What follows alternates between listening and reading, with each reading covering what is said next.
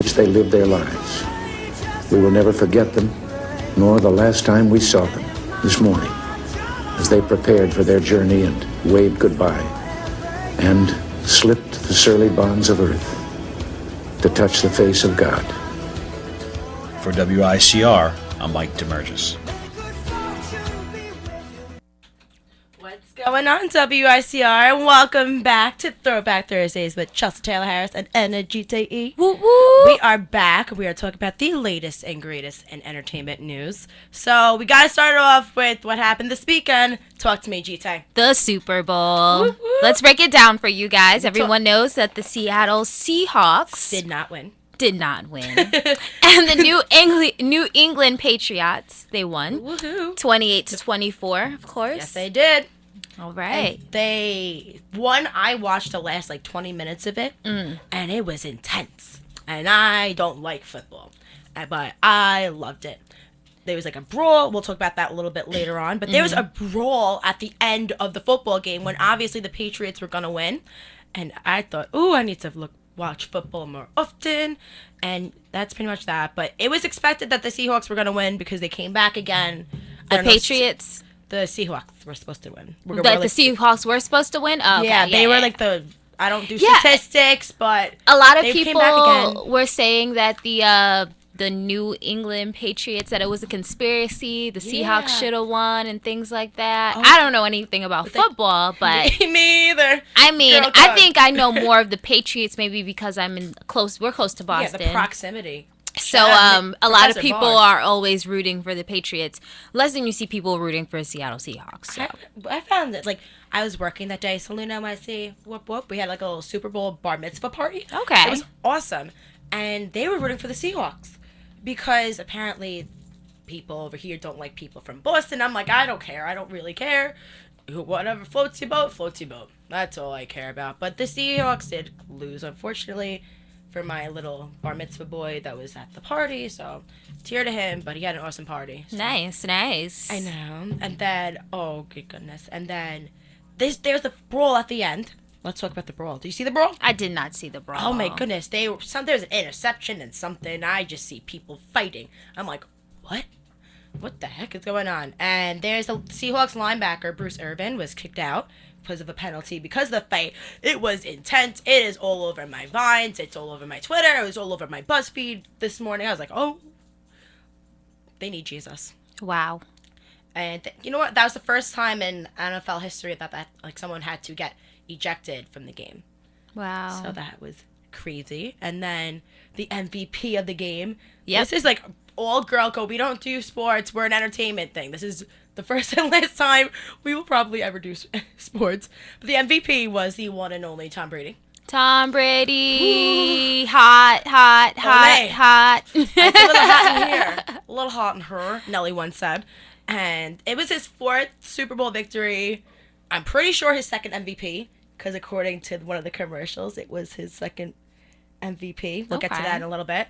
And his wife is the famous model Giselle Bündchen. Yes, she's gorgeous. She is flawless. Absolutely gorgeous. Absolutely flawless. But enough about the football. Let's get to what we care about.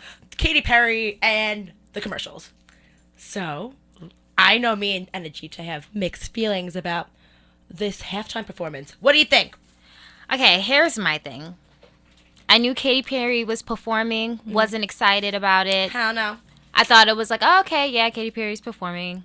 No big deal. No biggie. Watched the performance, just as I expected. It was overly dramatized, and that is just who Katy Perry is. What caught me off guard was the Missy Elliott performance. Which made the whole entire performance. I don't know about you, but it made the performance. Don't get me wrong, although she did a great job performing, but Missy Elliott, I just feel like is irrelevant at this point as an artist. As an artist. However, she does produce, some killer songs. And I was so random, but I loved every second of that Missy Elliott segment. I was coat checking, but I was coat checking and watching it, and I was like, yeah, if you're worth it. Oh my God, I was so happy. It was so random, but we should talk more about Missy Elliott because some people, because we're old enough to know who she is, but like the younger generations, they have no idea. A lot of people didn't know who Missy Elliott was. So she tweeted, I think it's cool. She tweeted on February 2nd. I don't know the time, but it's on Twitter. I think it's cool. New kids think I'm a new artist. That goes to show that I'm still on emoji fire and will rip down stages 20 years later. Yeah. Woohoo. And if you are not familiar with my music, check out some of my videos. They are pretty cool too. Then head to iTunes and you won't be disappointed. And did you know, after the performance, 3 of her songs were in the top 10 on iTunes. Wow. And I'm going to read another statistic. I'm full of them today. According to the Nielsen Music, industry sources suggested Elliott's catalog of songs can earn a sales increase around 1,000% in this week ending in February 1st, jumping to perhaps 70,000 or more downloads sold. That would be up from 6,000 the week ending in January 25th. What? I need to make this relevant. We need to make her relevant again. I think so. I don't think so. Really? I think she definitely is an amazing artist, and growing up, of course I listened to her music. You know what I mean? She was good, but it's not something that I'll be like, you guys, we should bring her back. She should create new music. She should continue producing is what I think. I agree. I don't think she should make up like new music, but I think it's cool to bring her back. It's a throwback thing. Of course, that's my thing. And I think that was just awesome. But you know, do you watch her music videos? Did you watch them growing up?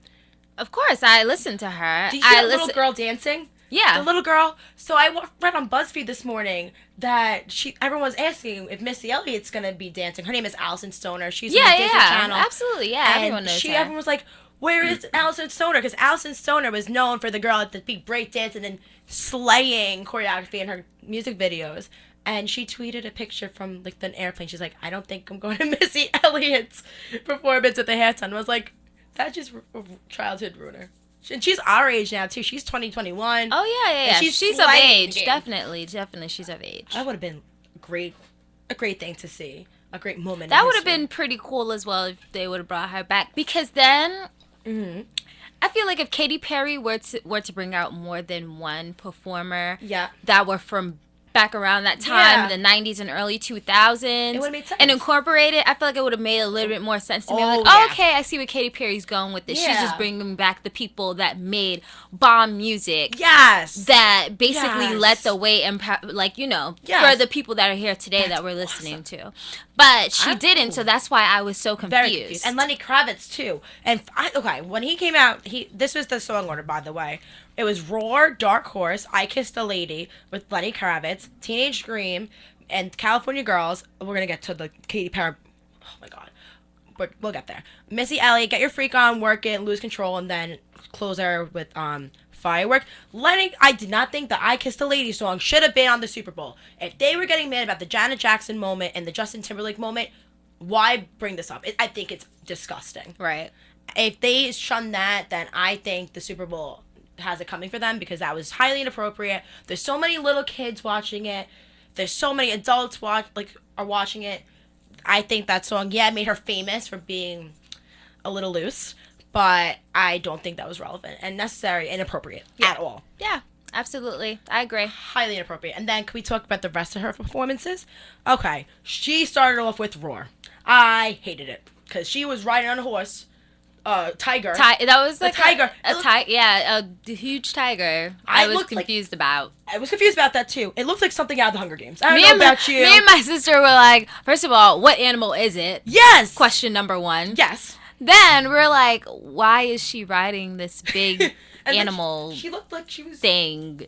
No, oh my God. Katy. Once again, what you expect from Katy Perry because she overdoes it. She is teen too much. Team excessive. Absolutely. And then it was Dark Horse, and then I got that because it was like a little chest thing. I thought the silver costumes were absolutely hideous, but that was inventive. But excessive, yes. Then the Lenny Kravitz, excessive. Whatever. The Teenage Dream and California Girls. I have a problem with this. A big problem. I didn't like the dancing. I don't know about you. I guess I have no soul. I didn't like the dancing sharks or the dancing beach balls or the dancing palm trees. Why? This isn't a cartoon. This is a Super Bowl, lady. Why? I literally... Why? When I saw that, I was just... amazed, first of all, that these beach balls were dancing. And they had little mouths. I said to myself, I'm like, okay, this is interesting, creative, but she's overdoing it once again. Katy Perry, you're doing too much, sweetheart. Calm it down. You could have had a regular beach scene set up with regular balls. The balls don't need to dance. Just saying. And the sharks were like pointing and pointing. I was like, no. It was so much to look at, and it was so colorful, and I'm like looking everywhere on the screen. Like, okay. Yes. It was just excessive. Just to close this off before we get into commercial, like the fun stuff, the commercials. Team too much, girl. Bye. Hashtag team too much. Hashtag Katy Perry, calm it down. Settle, girl. Settle, girl, and go date John Mayer and leave us all alone. Thank you.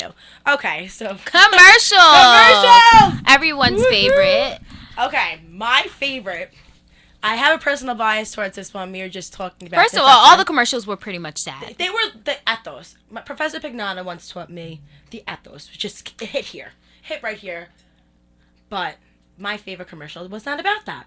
It's about the game Clash of the Clans. And this morning I was talking to my 3 favorite pie caps, James Ranigan, Brito, and Danny.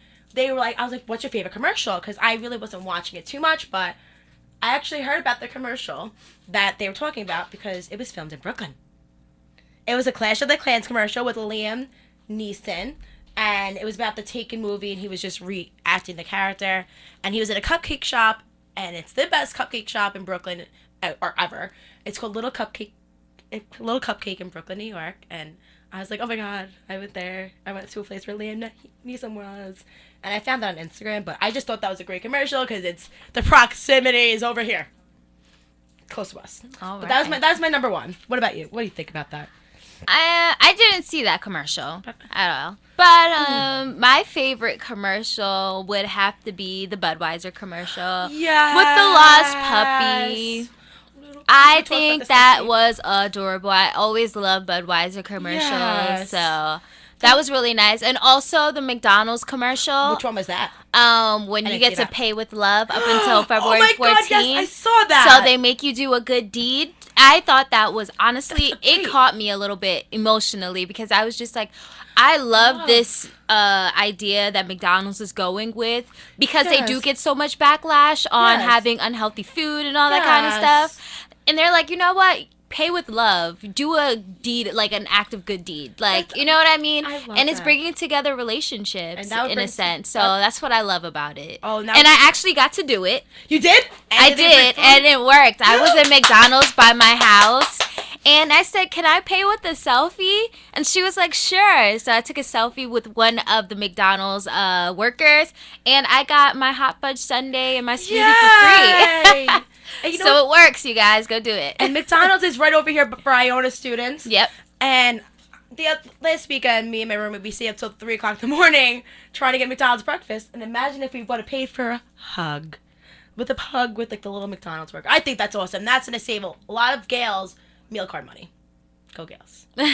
And then what other ones did I like? I liked, there's a Weight Watchers commercial which disturbed me. It was about all you can eat. And then with a model eating like a Subway sandwich, I don't even know. It just repulsed me. And it made me really sad about myself. And then they're like, control your weight. Don't tell me to control my Weight Watchers. I'm going to do me. But don't make me feel bad about myself with a model. No.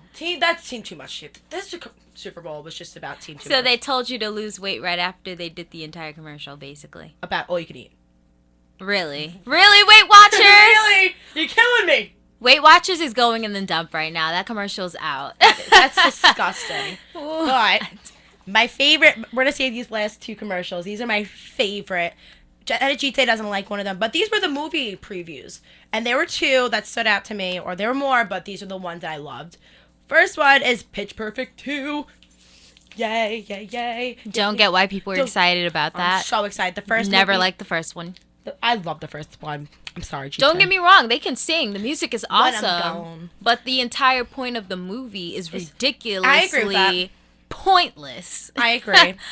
I'm just a good sucker for a love story, and that first one was all about love and peace, love, unity, respect. It is February, my friends. A good sucker for a love story would like the classic movies, like The Notebook, not Pitch Perfect. We're gonna save that Notebook Just for saying. next week when we have a special saying. guest. And then the TED 2. We were just talking with our fellow WICR co-anchor Ian Sachs about this. We're shouting you out right now, and we were just talking about the TED previews, TED 2, and it comes out on his 21st birthday. Whoop, whoop. So I'm really excited about that. I'm excited about TED 2 as well. Because Tom Brady was actually He's on getting married. Woo! Ted is getting married. All right, but he has to prove that he's human. He's crazy. That first movie was out of control. And if you don't know, Ted is a teddy bear. Ted is a teddy bear, and that makes me feel sad about my life, because if Ted could get married, I can't even get a boyfriend. Life is over. We'll discuss that next week, Chelsea. Oh, yes, we will, when we have our little special guest, returning co-host, Anthony Johnson is back next week. Yay. And I think on that, let's wrap up Super Bowl. Final thoughts on Super Bowl, because this was a long segment. I thought that it was just excessive, and from what I saw of it, yeah, they should have brought Beyonce back to turn down the lights. Beyonce! Beyonce! 7-Eleven! You know how we feel about Beyonce. But I think it was just excessive. Katy Perry was irrelevant. Missy Elliott, work it, girl. Go Tom Brady. You and Giselle Butcher have fun. Tom Brady, you rock. Don't ever change. Halftime, boring. Commercials, awesome. Yes, and 3 we're nights. out. And we'll be right back. This is the New York Sports Machine on WICR.